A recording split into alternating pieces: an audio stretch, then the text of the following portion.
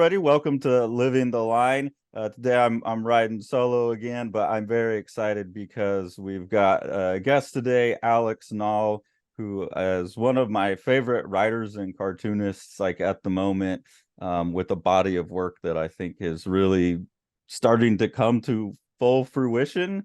And I'm very excited to talk to you. So thanks for joining us, Alex. Appreciate it. Thanks for having me. Yeah. So what the thing that I like to start with, and hopefully you'll appreciate this because you at least were, are you still an educator? No, not anymore. I worked in elementary and after school education for a while, but then got laid off 3 days after COVID shut Oh, all the program stuff down. So it's been a while, but yeah, I did that for close to like 8 years or so. wow, I'm sorry to hear that. But hopefully you'll understand. Like, I'm always interested because I'm an educator as well in hearing people's either what their educational experience in arts leading up to comics is or the complete lack of it, because oftentimes I find for like my students that's also helpful to hear is like, nah, I made my own way. Yeah, So I'm really curious to I had hear. no training or anything. I mean, I got kind of roped into it through a friend, and I had like worked with kids before in like smaller kind of settings or arts programming in college, but yeah, no, it was another kind of like, okay, just get thrown into it and see what sticks. That's that. I mean, that's kind of one of the reasons I wanted to document it through some of the work I made at that time.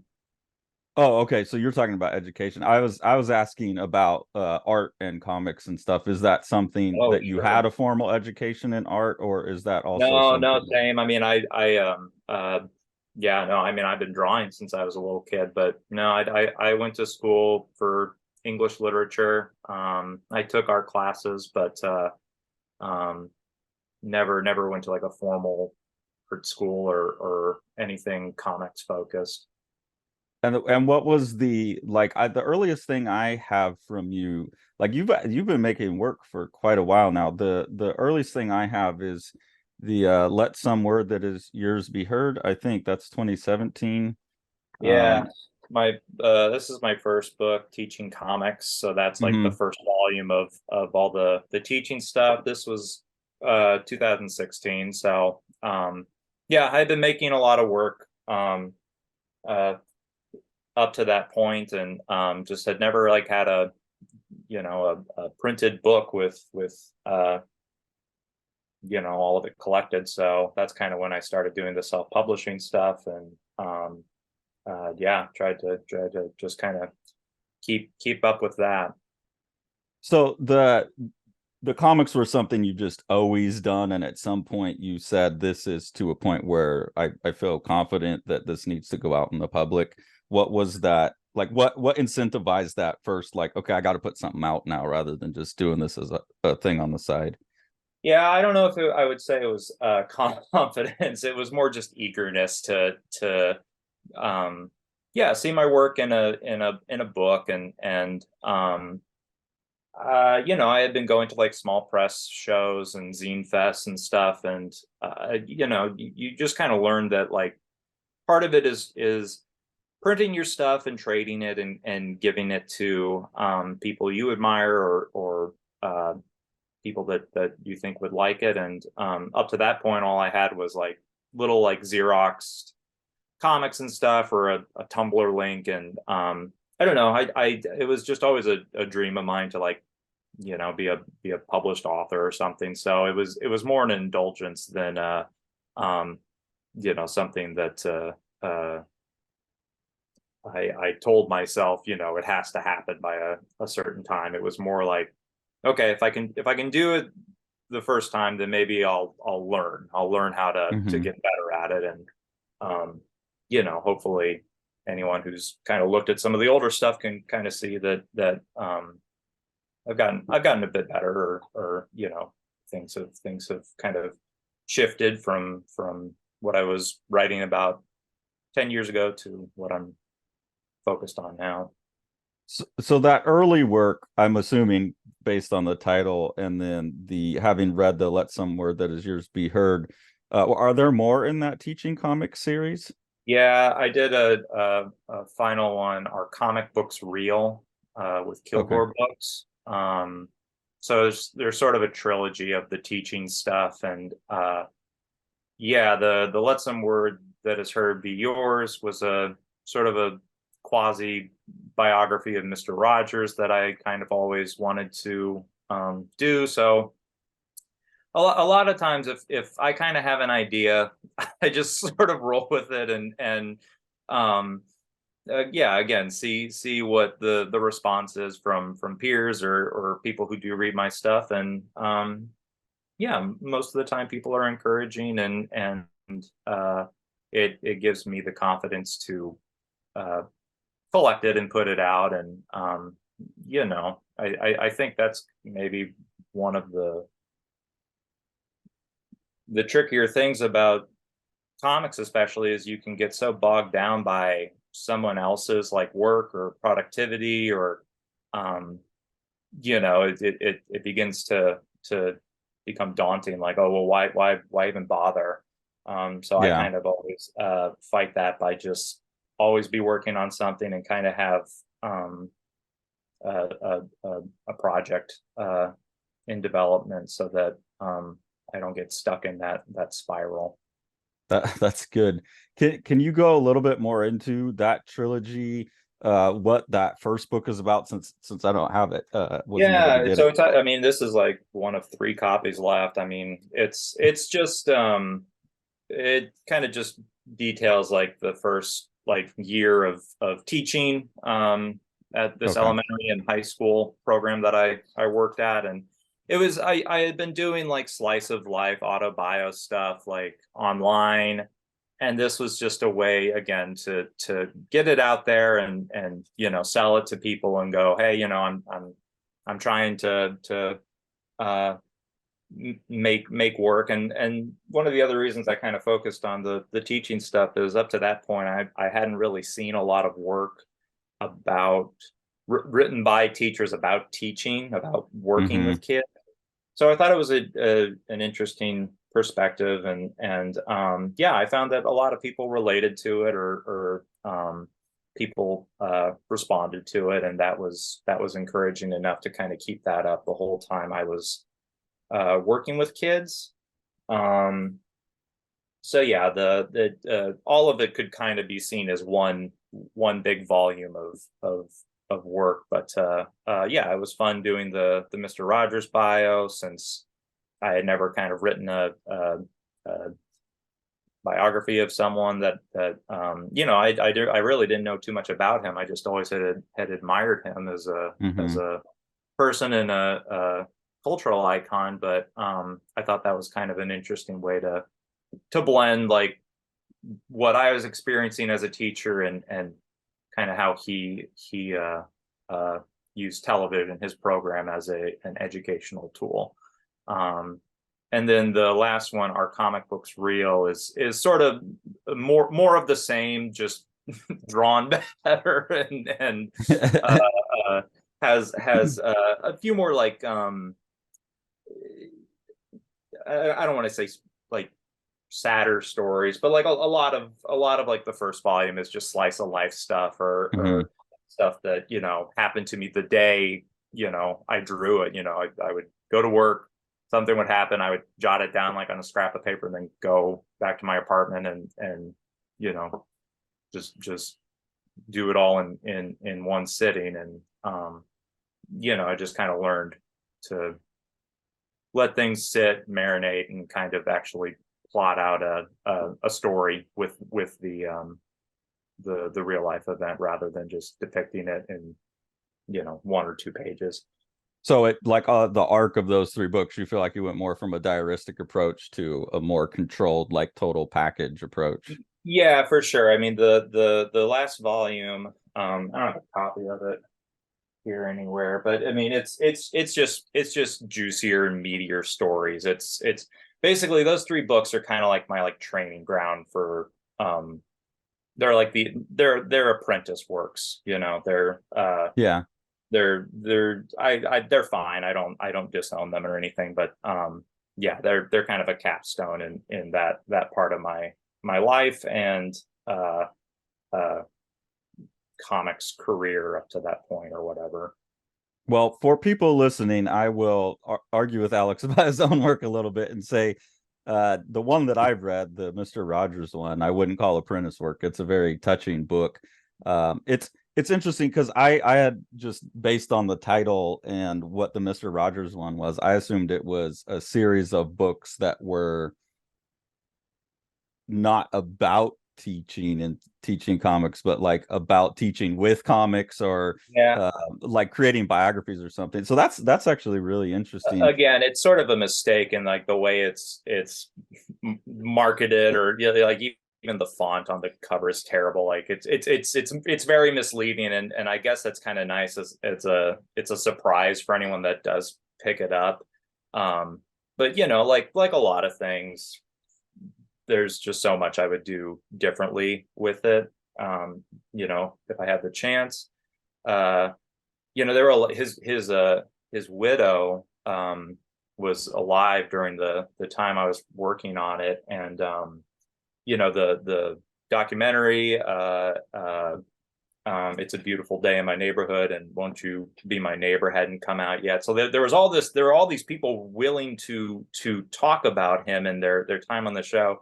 And I didn't reach out to any of them. I just kind of like scoured the internet for any articles I could find. But you know, I would have I would have at least tried to reach out to some of those folk and maybe got a different perspective on it than what I covered. But uh yeah, it was a fun project that I, you know, still kind of there are things I learned doing in it that I'm using now in a really different way. But yeah, it was certainly the most fun book to work on. Yeah, I could definitely see how this is influencing your work. And I think you're 100% right that like comics about teachers by teachers is a way under kind of underserved genre potentially, because I mean even reading your work, which dealing with elementary kids versus me having substituted at junior high and high school for a couple of years and then now teaching college, uh big gap in like the type of creature you're dealing with at that age versus a different age. But it's still like, oh man, like I relate to it so much. And there is such a, like if you as a writer you couldn't be introduced to a more rich variety of like hilarious stories and human behavior Yeah, and then the classroom is pretty much just a microcosm of the world. I kind of figured out you would have moments of chaos and anger and frustration immediately followed up by sweetness and generosity and silliness.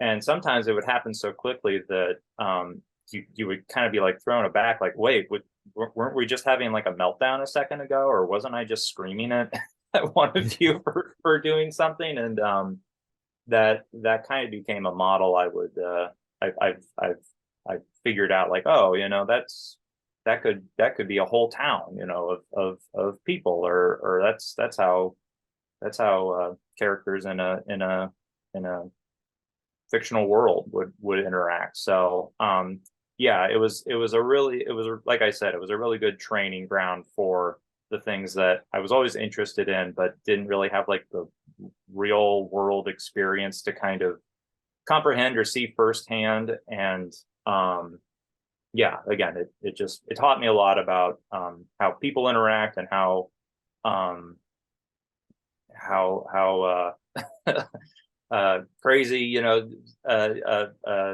life can be, but also at the same time really reaffirming. And yeah, I just sort of wanted to capture that in a different way with the town and county stuff.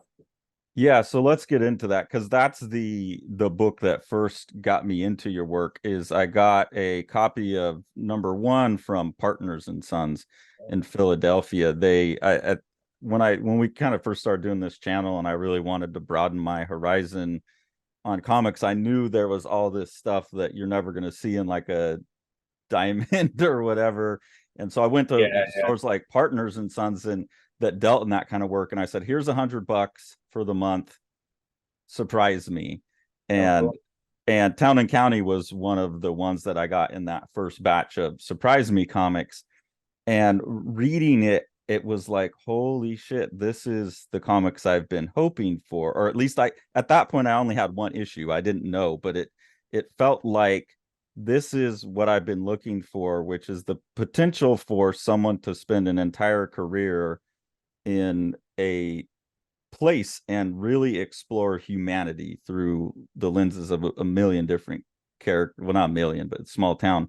And since then, and now that you have 4 issues of that out, and I've seen Lawns, I realized that that instinct for the potential of your project that I had was real, and you've actually have this big tapestry going on, like building, which is quite a beautiful thing. So I would just like to hear more.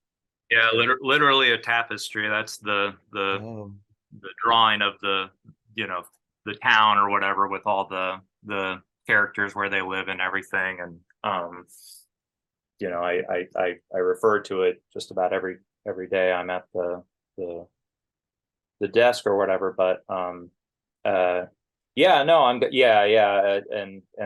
kind of modified it since then. But yeah, I'm really glad to hear all that. Yeah, shout out to Partners and Son. I just visited there the first time earlier a couple weeks ago for Philly Comic Expo, which was a lot of fun. awesome. And yeah, they're great. Everyone should uh, give them money and buy stuff from them. Uh, You but should. It's a great shop. yeah, uh, yeah, no, I mean, again, like it's I've even when I was a kid, I was always kind of like creating like these big worlds or world building stuff, but like never could like sit down and like kind of commit to one thing. And uh I grew up in kind of a really small rural area in Illinois. And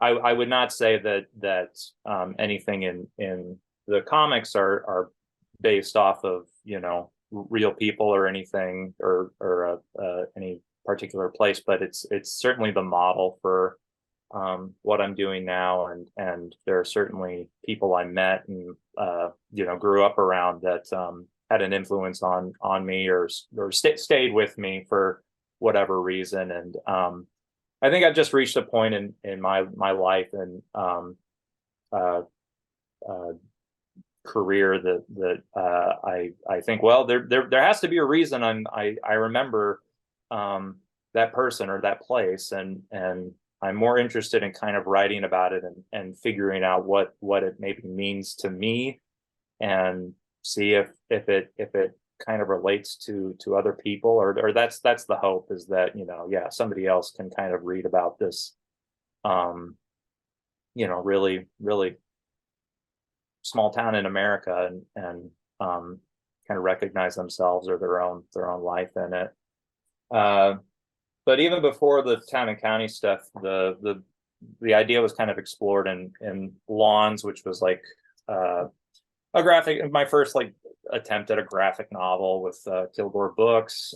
You can see there's the map of the Yeah. town, also kind of an early version of it. But um, it deals with like a small town election that goes kind of haywire. And yeah, it was just a way, again, like, okay, I can't decide which character to focus on, so I'm just going to like pick out this kind of one strand that I've had sitting with me and run with it. And hopefully it kind of takes me somewhere. And again, it's the same thing of like, yeah, there's so much I would do completely differently with this story and the drawing and some of the characters, but I can't really go back.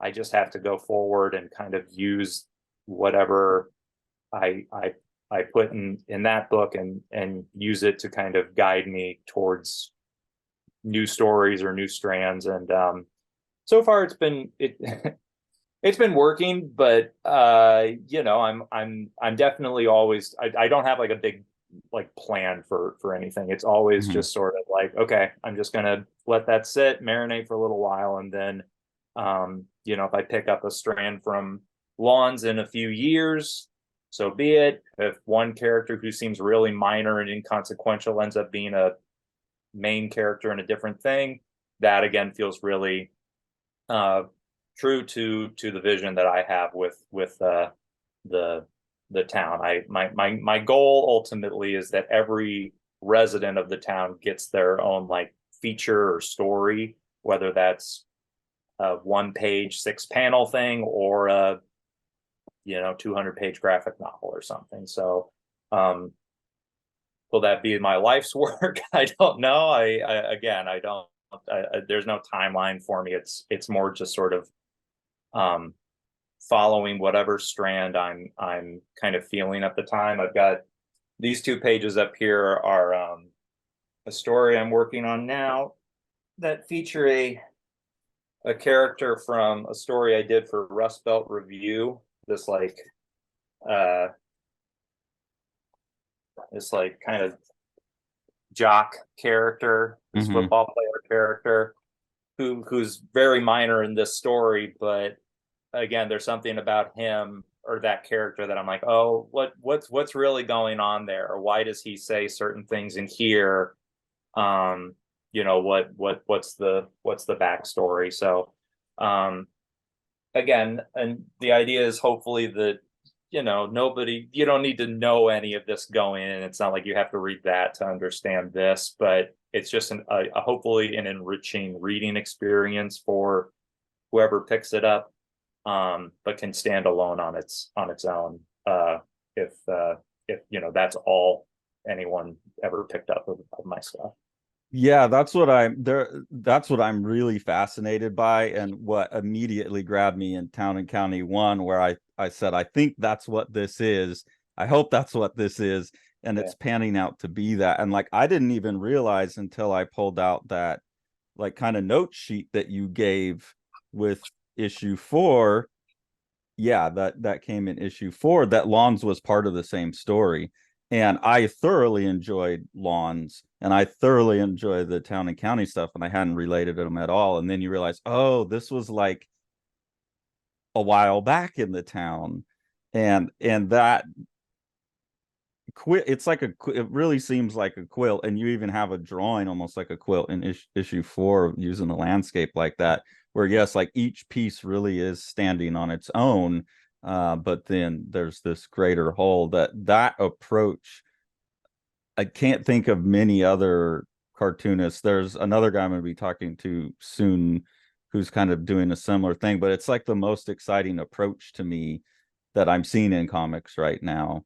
And yeah, your work is nailing it. For people who haven't read Alex's work, like he's again, Lawns is a really great book. I wouldn't go back and touch it at all.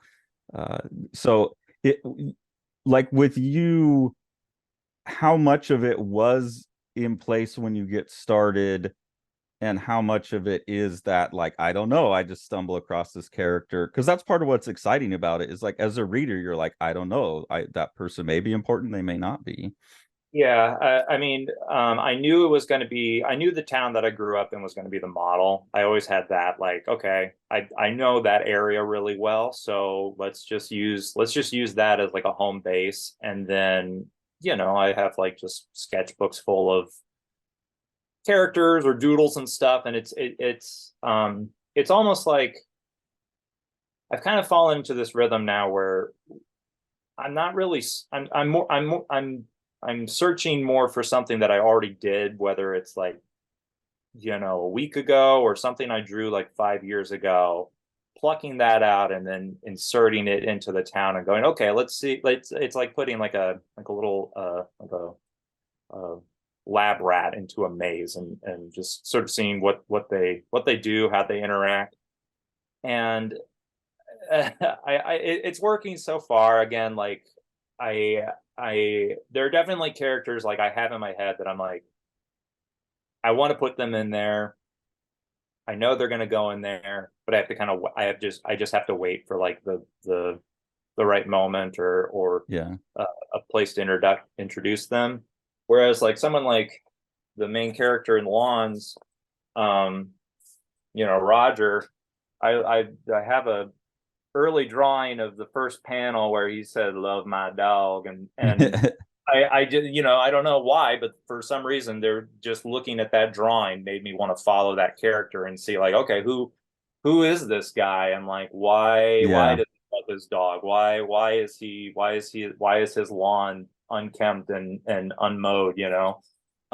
Something that like isn't really the most fascinating thing to write a book about, but I don't know. To me, I think maybe because it's where I grew up, or those were situations I recall, seeing people get into disputes or over the fence fights about stuff like that. It sticks with me, and I think maybe exploring it also kind of opens up like, well, what does this say about this part of the country or inequality or there's a family neglect and abuse angle in the story, so it just opened up all these avenues to explore. And I think hopefully now, like now that I've sort of have got a framework to work with, I can kind of wrangle it a little better and actually kind of focus like individually what do I want this story to be about. Like I said, this I know nothing about football. I didn't play football. I never had anyone who I could talk to about it, but something is like, okay, well, I should, that would be interesting to try and explore and find what is it about this character that is kind of a jerk on the outside. Why is that, or what is it that happened to him or the people around him that made him that way. I'll say that Audra Stang is somebody whose work I really admire, and is also kind of doing a similar thing with her characters and stories, and that Okay. she gives like a little grain for you to like nibble on, and there's enough ambiguity that you're curious to keep reading and following through, and sometimes every issue she gives a little more, and also take something leave something to the imagination. So she's certainly somebody I would encourage folks to look up. But I mean, even like Dickens is a really is a model I go off of a lot too, with how many characters he has in his works, and Mhm. threading them together, or kind of abandoning one subplot to go to this one, and then by the end weaving them together. It's just something that has interested me since I was a kid, and this is just sort of my playground to kind of uh, try doing my version of it. It seems like the core of it though, and what draws me to it so much, and it shows up in your Mr. Rogers book as well, is this like deep empathy, like wanting to get to know the motivation of someone in this situation without the like, oh, he's a jerk on the outside, but you're not going to leave him labeled that. That's why I said like, you know, in terms of writing, what you're doing feels like some of the most sophisticated and literate stuff I've read, because I don't get much in comics that, like, to me, this is, I don't know if you watched, um, everyone's watched The Wire, but I don't know how many people have watched you've never watched The Wire.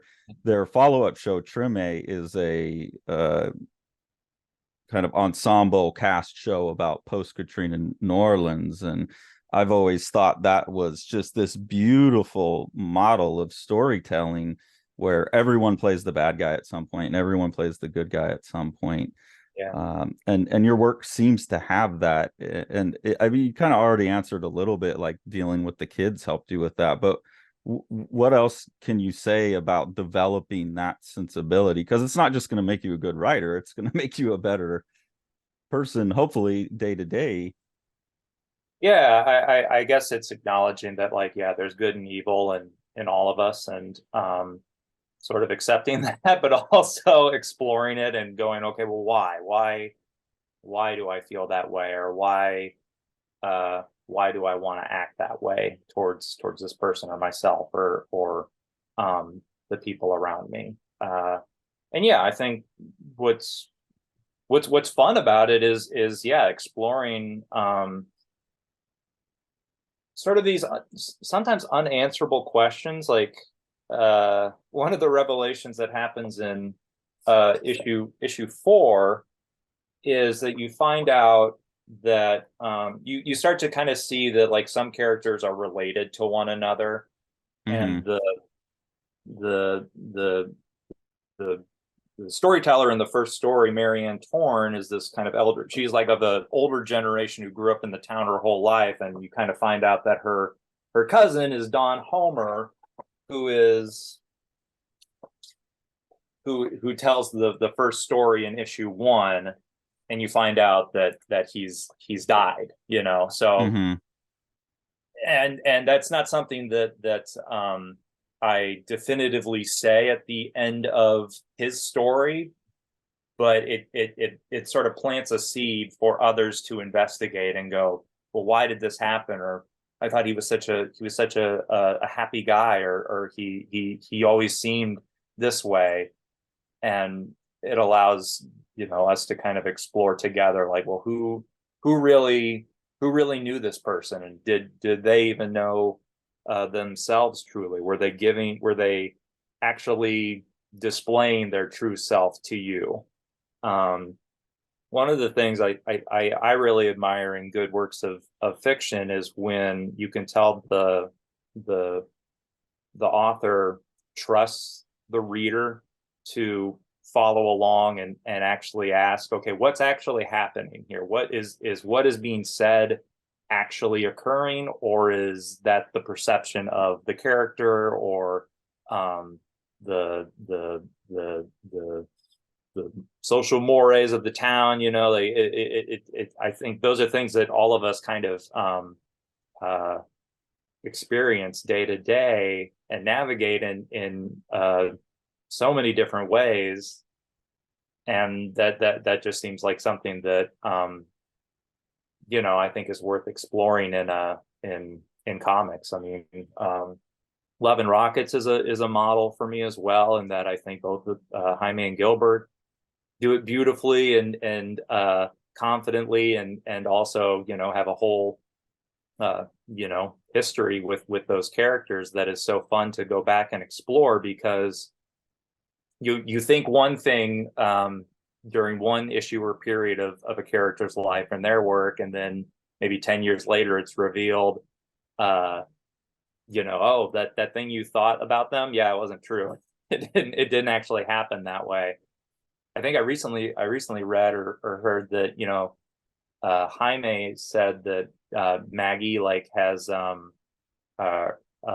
she sprained her ankle somehow. She Mm. always has like a bandage on her foot, and he's like, I have no idea how it happened. It's something I have not gotten to, but it's the whole a whole body of work, or her character is built off of this thing that he doesn't even know what happened. So I like that idea of, like, um leaving a little mystery even for me, and that allows the opportunity for other stories to be told around uh that that that unknown, that thing that is unknown about a person or a place. So I'm trying to do that with different characters, but also, like, the town in general as a character. It's like, why is this why this rural, like, area in the middle of um, the Midwest, and that doesn't really have access to,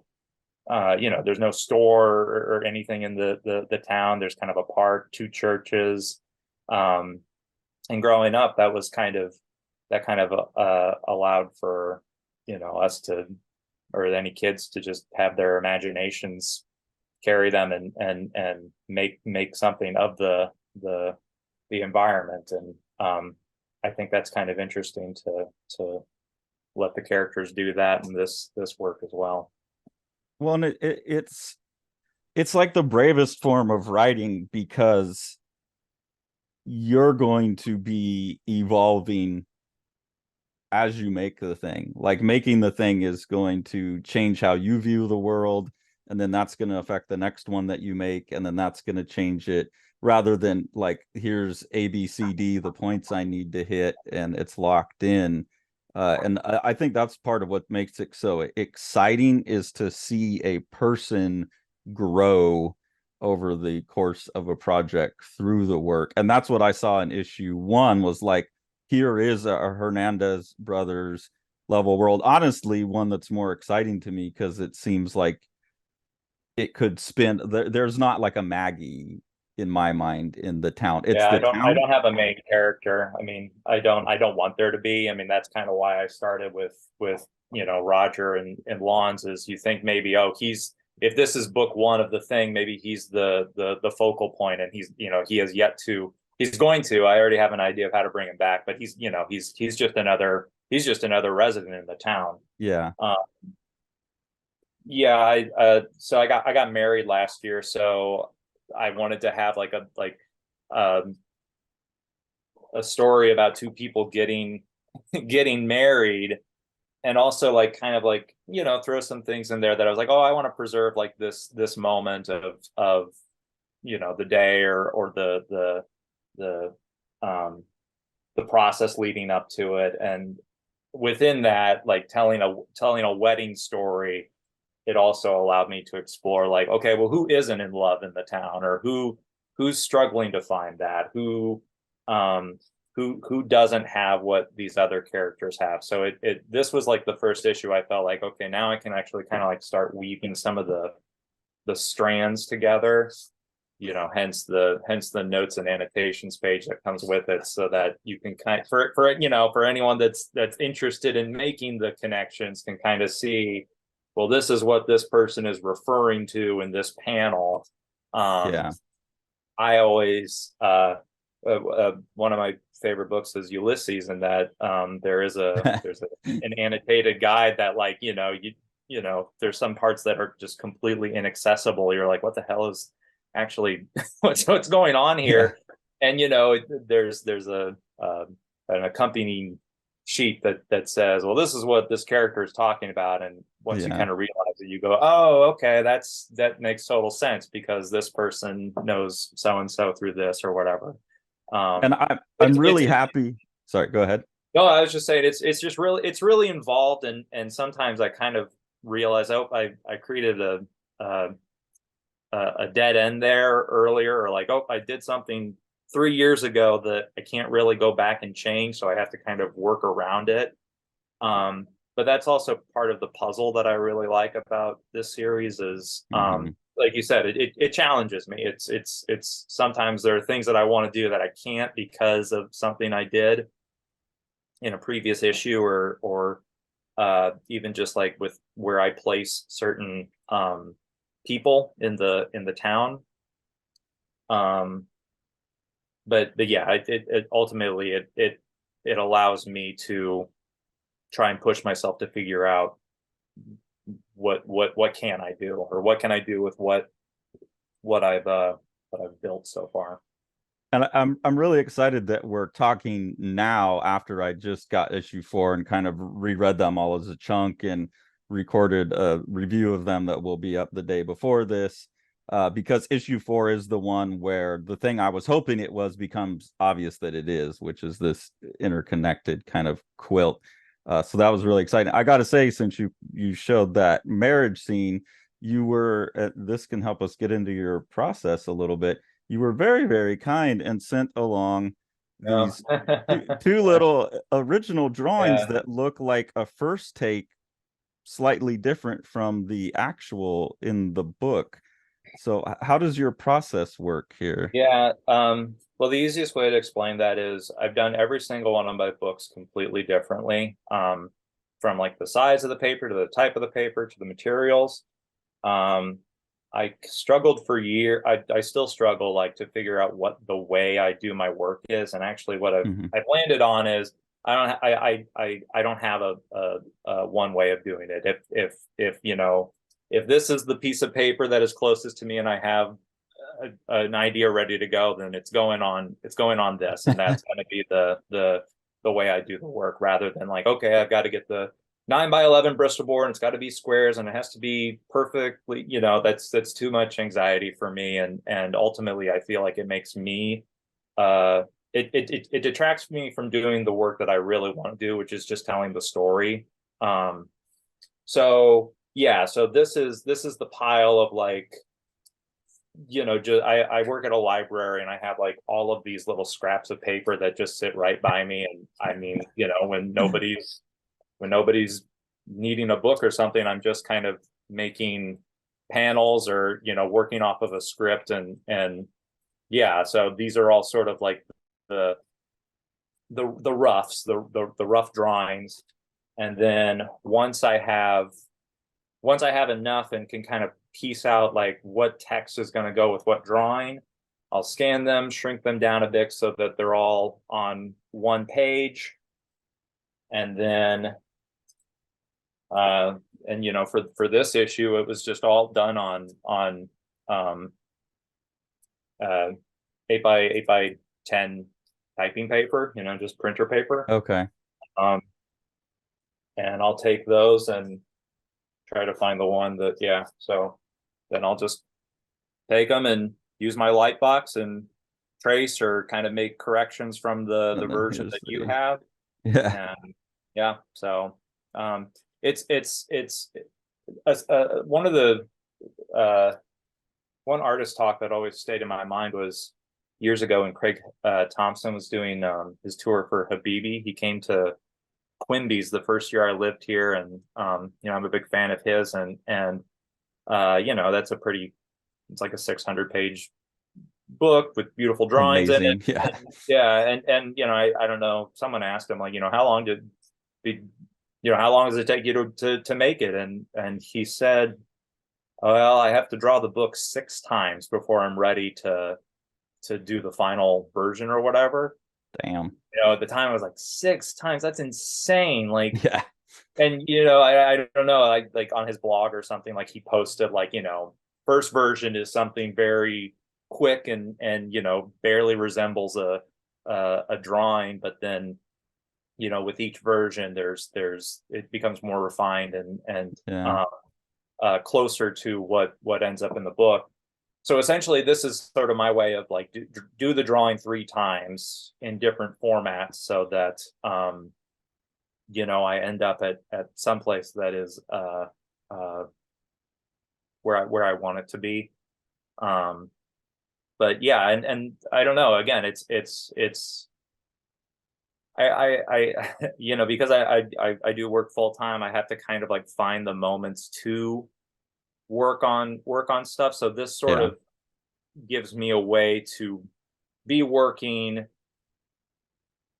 and get ready for like when I do get a day at the desk, I have all the pieces just ready to go. And now it's just put on an audiobook or music or something and just piece it together, rather than trying to do what I did with lawns, which is like literally just straight to the page, Mm. go get a big piece of this Bristol board and you know, pencil it and ink it right then and there. And that's why I say, I would do so much differently. I wouldn't really change anything. I would just sort of, refine and make it Yeah. look the way that it looks in my head, rather than uh what the first attempt would be. So like this thing that I have that is the first attempt, it is fully finished ink drawing that looks pretty damn near in terms of like line quality and a lot of the other aspects of it pretty close to what's in the book. Does this have like there's some evidence of light pencil sketch and then you're doing it in ink, and that's really letting you get a sense of line weight and spotting of blacks, and then you can take all that information into the finished piece. Yeah, I mean that one's pretty close. I did that one the first time. I was like, well, I like this drawing. I want it to be a big, because I mean, as you can kind of see, I stick to like a just a 6 panel grid. I'm really Mhm. comfortable there. But when there's a drawing that I think is like worth, kind of blowing up or taking Yeah. up a significant portion of the page, I'll think, okay, I need to set this one aside and place it in a certain place that kind of catches the eye, or at least lets the reader see, oh, okay, this looks different than this layout. So maybe this one is really important. And it is important in that, like, you're kind of seeing all of this is like the first instance of a lot of the characters coming together Hmm. and being at one function together. You get you got Sherman Snow and his gal Susie Barber coming through. We've got Jack Bell Zachmeister here playing bags or cornhole with yeah, these two other characters, and I'm like, I don't know who they are yet, but they're going to be somebody.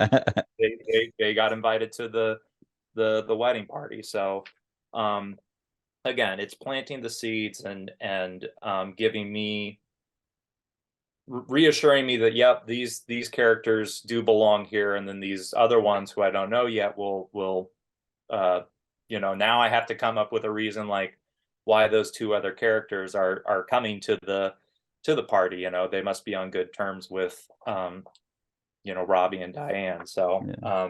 the more I talk about it, the crazier I see. But No. it makes sense in my head, and most of all, I mean, honestly, it's fun for me. That's kind of what all this boils down to, is I have fun doing it this way. And I think, you know, if anything, comics should be fun. At the end of the day, they shouldn't be something that you're like worried about, like, oh, how am I going to pay the rent? How am I going to um how am I going to get a publisher? Like, I I mean, all that stuff is fine too, but I know too many people who don't make work because they don't have those questions answered yet for themselves. Yeah, And 100%. I feel like, I'm just enjoying doing what I'm doing, and that's enough for me. So hopefully we'll kind of continue to do that. I think it's really smart. And you're talking about working a full-time job. And I think that's a really important conversation for pretty much anyone who wants to be in comics, because the idea, especially if you're trying to do something like you are, which is personal work, the idea that you're going to make a sustainable living to support a family off of that, even at one, like if you have a publishing deal with Fantagraphics or someone like that, is pretty absurd. uh like we're kind of all doing this for the most part, the majority, as a part-time job. So you found ways, it seems like you found a job that allows you to sustain a living but also has room for kind of picking away at this in small moments. And then how much time do you find a week or a month where you can set aside and say, like, today's a day? Or do you just like, I've got 3 hours tonight, so I'm going to work on the first 3 panels on this page? Like, how does that work for you? Yeah, I mean, like, Fridays and Sundays are my days off from work, so they're kind of dedicated to chores in the morning, and then I get to be at the desk for the afternoon and kind of, yeah, squeeze in 3 hours or so. I think that's why it's important for me to have, like, yeah, the pencils ready to go, or um the scraps for reference, and just kind of, the work is there once I'm ready to sit down and do it, rather than, okay, it's drawing day. Shit, I don't have anything. I don't have anything to go. I'm not ready. I'm not. I don't have any pencils, and I don't have anything to work with. I'm blocked. So, Yeah. um, the idea is like, I carry just a folder in my bag that I take to work, and this has the story. This has all the scraps and script and everything for the story I'm working on. on now. So I always, even if I can't bring the work with me, I'm always carrying some part of it so that it's always on me. And I mean, I'm sure plenty of other artists have said, yeah, always carry a sketchbook on you or something, or always have your, a pen that you like working with. And those things are all true. And yeah, you do find the time when it's there. And yeah, if you're committed to it, you'll do it. And if not, you won't. Yeah, it's Yeah, that's or you just have to, or you have to wait to find your system. I mean, maybe yeah. I think a lot of that I've got a lot of friends that teach comics in college and stuff, and one of the things they're always kind of emphasizing to students is like we were just saying, like like, yeah, there's no surefire way to like guarantee success at this. So really, what the best thing you can do for yourself is draw every day, uh print stuff, or like put your stuff out there so that you can actually see it interact with an audience of some sort, so Yeah. that you can get feedback. um and yeah, develop your own system that works for you, rather Mhm. than, oh well, yeah, Jaime Hernandez works this way, so I have to work this way too because he's my favorite cartoonist or whatever. Yeah. That's you're not gonna, it's not gonna work. It doesn't work that way. I think a lot of students make the mistake because there's a lot of bad teachers out there who make the mistake of teaching procedures over principles. And Mm. anytime I'm asking, like, how do you do it? What's your procedure? Or whenever I'm explaining a procedure in class, I'm always trying to also be like, but this is one way to get at the principle. And like you seeing the way you do it is like there's a principle behind there of finding a way to couch it into the other things that you have to do. Whether it be work or like you're newly married, so you want to be spending time with the wife, I'm sure. Like, Well, so, and I mean, I'm lucky in that I have a partner that like is part of the process too. She designs all of my books and stuff, and does the oh, cool, printing for a lot of like the mini comics and stuff I make. So I mean, yeah, fantastic. it's a joint venture, and yeah, I think that's part of it too, is also being able to say, like, you need to surround yourself with people who understand what you're doing, are encouraging, and want to be a part of it. Yeah. So yeah, I'm very fortunate in that regard. And also, uh, talking about your work, you've also put out some kind of saucy books that are more autobiographical with the two, which when I'll tell you, when I got I ordered a whole bunch of Alex's stuff all at once, and I got the package of the what's it, Nall Night Long. Is that what? Oh, he's going to grab him. There we go. Yeah, Nall Night Long. And I was sitting there reading it on the couch, and my partner was looking at it like, "What the fuck are you reading?" Yeah. There's my baby, my darling. And Oh, they're yeah, they're just little silly sexy doodles for I make for her, or just to make her laugh. And yeah, she said to me one day, she was like, we're gonna print these and make them into a book. And I was like, really? And she's like, yeah. And she did. And like I said, I mean, yeah, she came up with like the little die cut there. And okay. yeah, they're fun. They're I guess that's the other part of it, is doing stuff like this is like, again, it's just fun. Like, you should be able to like do not serious, but like, the work that you want to be doing, or like, you think of like, oh, that's something I'm interested in doing. But then, like, yeah, mindless stuff like this is important too, because you can kind of make sure that you're don't take yourself too seriously. It's all fun. And yeah, there are plenty of people that have I sometimes I a cartoonist I really admire came up to me one time and were like, "Oh man, I just read your stuff and I really love it." And I was like, "Oh, cool. Yeah. Did What'd you think of Town and County?" And they went, "Town and County? No, your little like porno books. They're great." I was like, "Oh, okay, thanks." Thanks.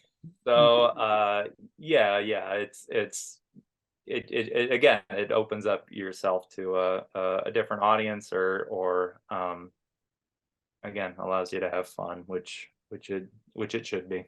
Well, and I thought it was really brave because the conversation on my couch went like this, like I got this thing. I got you. Hey, you got, every time, oh, baby's got more books. And I'm like pulling them out and put them in my phone so I know what I have and everything. And then I start looking at those and she's like, what the fuck are you reading? She's always making fun of me. Like all these comic artists are just perverts. They all, everyone's drawing smut and you got more smut. And I'm like, yeah, it was the autobiographical one, How You Met. And it's like you're rubbing your face in your Yeah, belly and she's sucking on your nasty toes. And I was like, I don't know, man. This some weird shit. Like she's sucking on, and then I'm like, we read that at our wedding, which was a lot of fun. So yeah, yeah,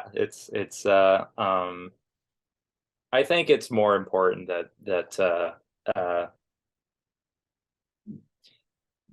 I think it's important that people, whether it's like somebody that is familiar with your work, can see that you can do you're capable of doing other things than yeah, what is expected of you. I mean, I after like doing the Rogers book, I was like, I like that people enjoy these stories about teaching and find them relatable, but I don't want to just be that. I don't want to be just that artist. I don't want to yeah, only do uh comics about uh teaching now. I mean, that would just become so myopic. And yeah. I'm more interested in exploring the different facets of what interests me, or what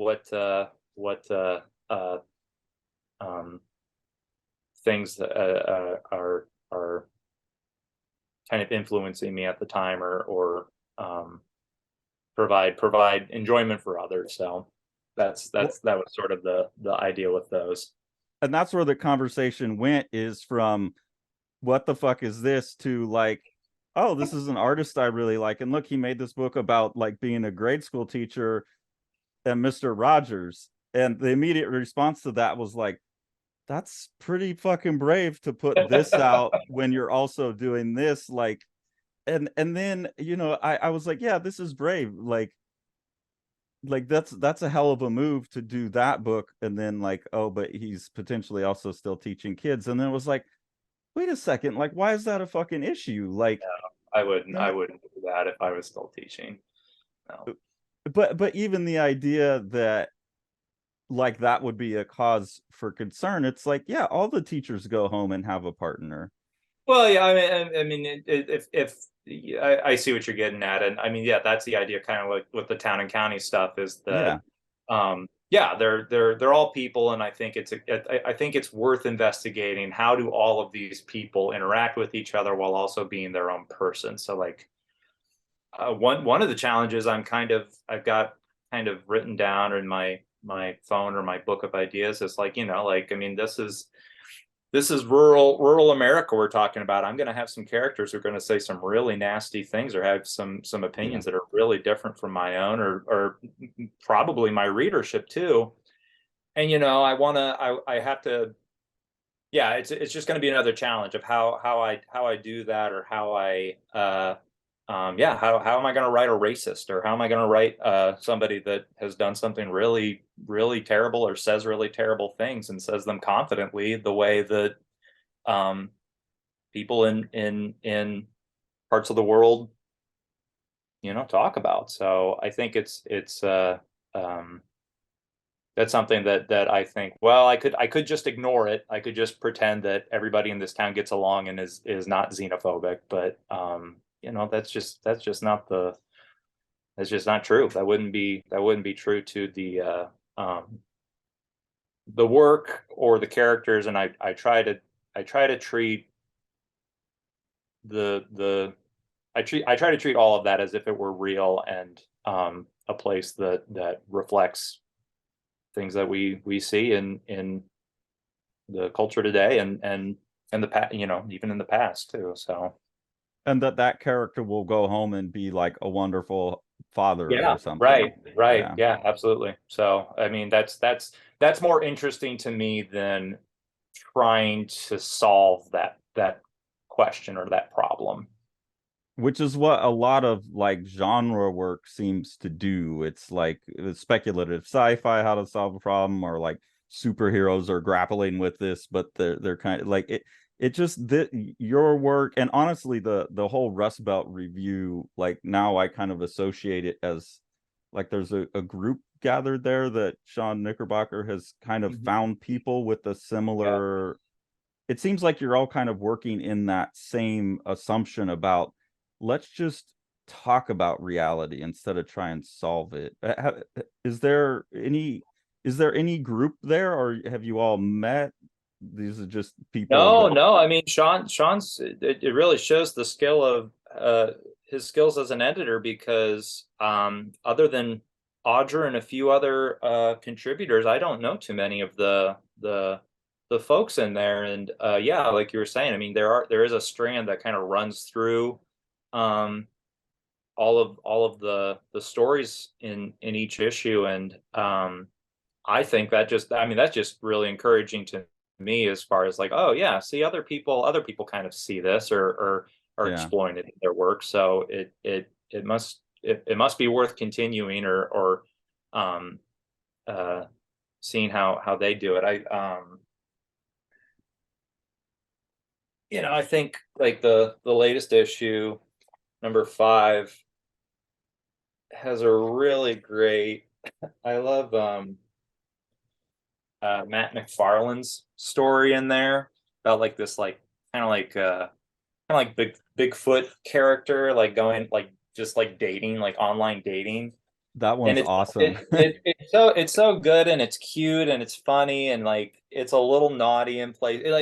Again, it just takes like a real world experience um and makes it really fun to read and something uh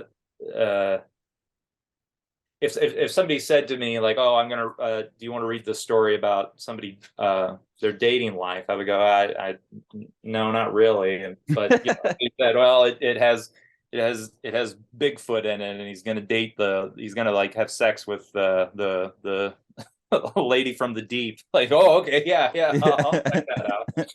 So, um, yeah, and I mean Audra's work again is just so superb in how it captures that miasma of feelings you're experiencing as like a teenager or an outsider and I think I think everyone in there really is doing uh top-notch work and I know Sean does too. I mean that's why he's done so many issues of it so far. So I yeah, I hope he continues to do more. Oh yeah, for sure. I definitely like, I'm grabbing all these anthologies, and I think Rust Belt is the one I look forward to the most because you and everyone else in there is writing about reality. And I feel like that's something that we can talk about, like the Hernandez brothers or Klaus or people like that, but I still don't feel like it feels like the people in the Rust Belt review, a couple artists I can think of maybe over the last 10 years are really doing it the right way for the first time. Like I don't think, for me at least, the Hernandez brothers feels as grounded in reality still. It still has like some of these weird Well, it's genre. grounded in their reality, and I think that's the thing that is most important, or one of the more Yeah. important things for an artist is like you have to be committed to your vision of it, and even if it seems kind of odd or askew or doesn't may not it shouldn't work with everyone. Like your Yeah. your your version of the world that you're depicting on the page is not going to click with everyone, but the people that it does register with, it reinforces the reason to make the work and continue exploring some of those themes or ideas. And yeah, I mean, I think that's why the anthology works, is that there's so many different versions of essentially kind of the same the same theme or story going on there. Yeah.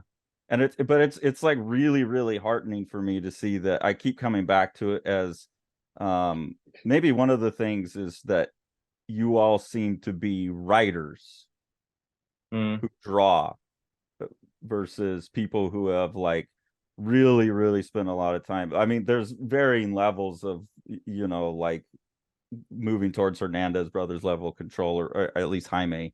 But it's really writing driven, it's really character driven, it really has that sensibility to it, and it's really heartening to see that in comics because it's something I've been wanting, and it feels like the kind of promise of comics as literature that started in the 90s, but I really feel like it's like with you and some of these other people, it's really like hitting its full potential finally, and it's really heartening to see.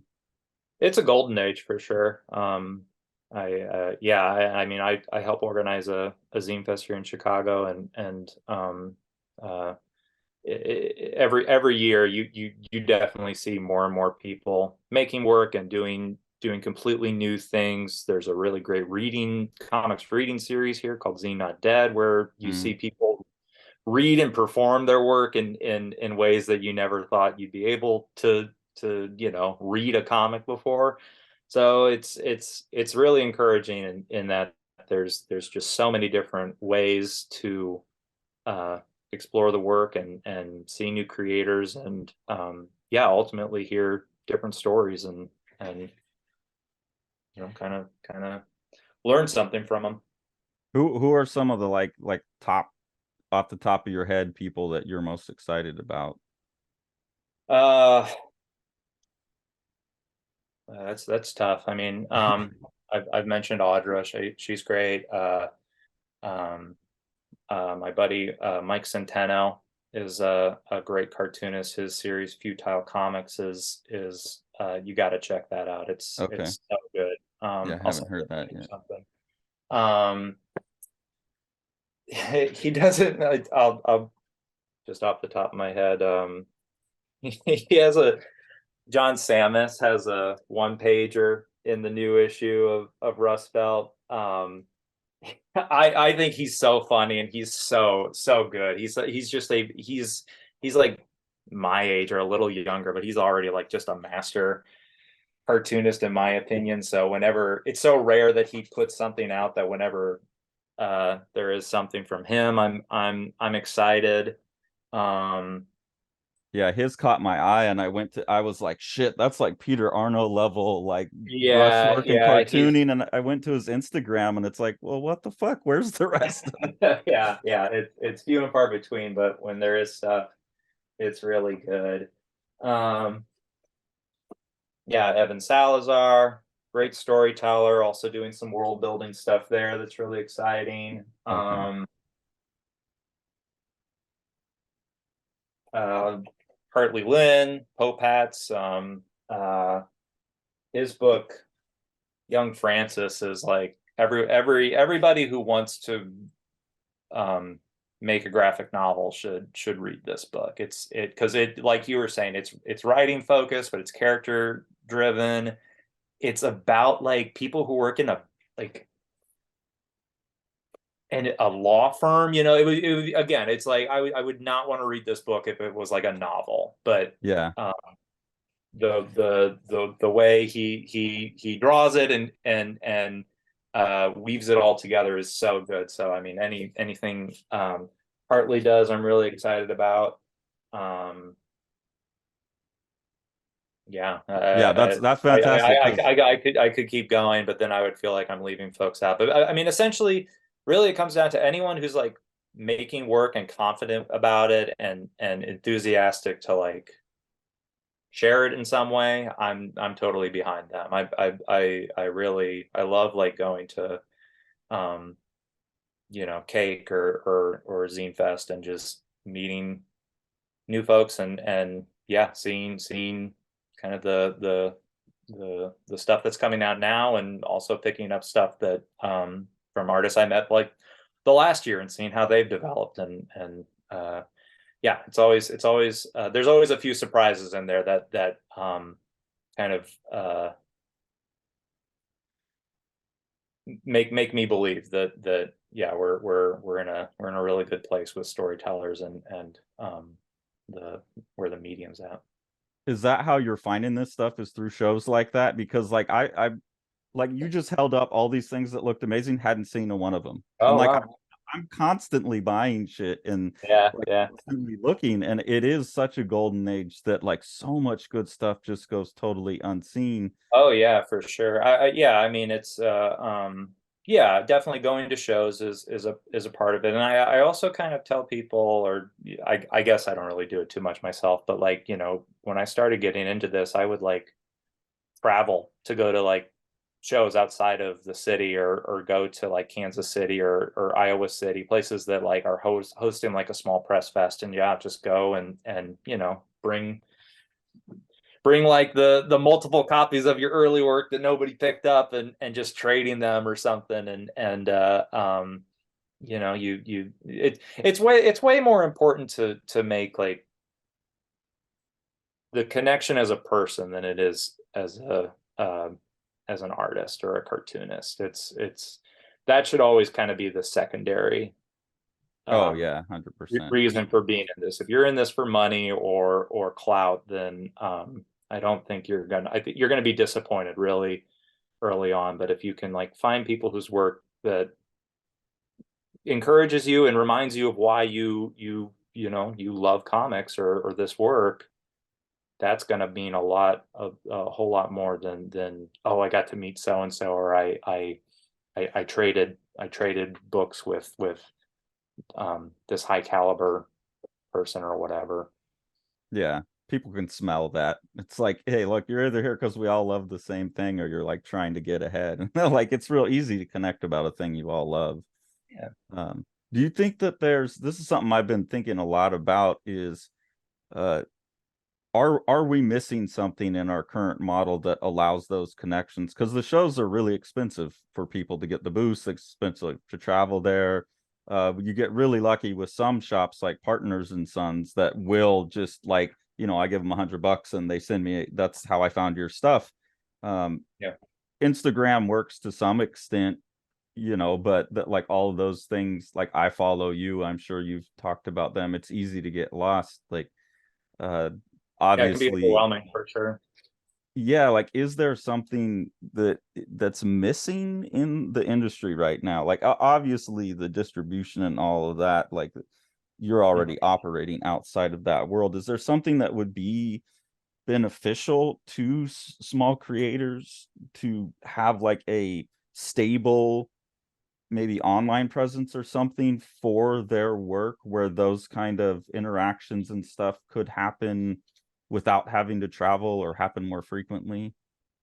Well, sure. I mean, just start with the basic human needs of healthcare and insurance, and um, unionizing to have a fund basically to protect people when they need it. There are so many talented artists that can't do any of that, can't do the distribution or the traveling because they're sick, or they have to take care of a loved one, or um uh somebody that childcare. Yeah.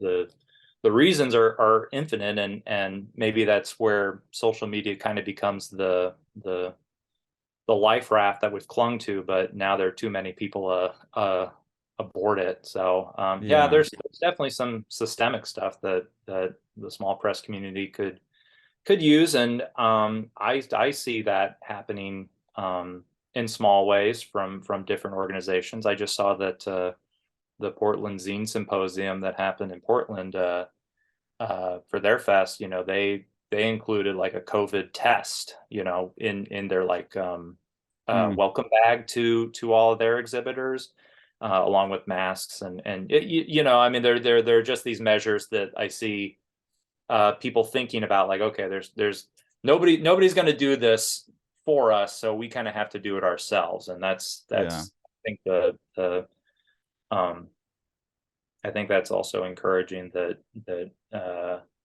we're all looking out for each other, or trying to take care of one another in these small measured ways that go beyond just sharing each other's work online. how we get those those larger things established, I have no idea, but I mean, I think it does come from um, communication and at least sharing ideas, or like, hey, here's how we did it in here's how we did it for Zine Fest. Here's how we navigated Mm. coming back from not having a show after 2 years of uh, COVID lockdown. That way some other fest can use that model and go off of. So um, yeah, I think it starts with communication and just sort of sharing those ideas.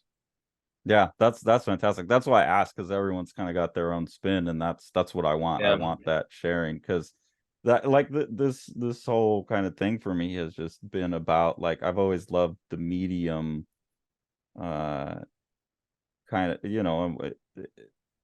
done it but never been involved, and it's like the need to get involved and for the sake of the art and the medium, and then you start seeing those things more clearly, and then it's like, man, I don't know, there's 5 million ideas of how to do this, Yeah, but yeah. I mean, I would say that, if you have if you're even remotely interested in small press comics, but aren't a creator or aren't interested in making the work but want to support it. I mean, there's just so many ways, just from volunteering at fests, or being a person that does the work you guys are doing by doing reviews, or just sharing work in a different way, and kind of highlighting what's happening, and uh, yeah, I think just being involved in some way uh, a place to start, at least.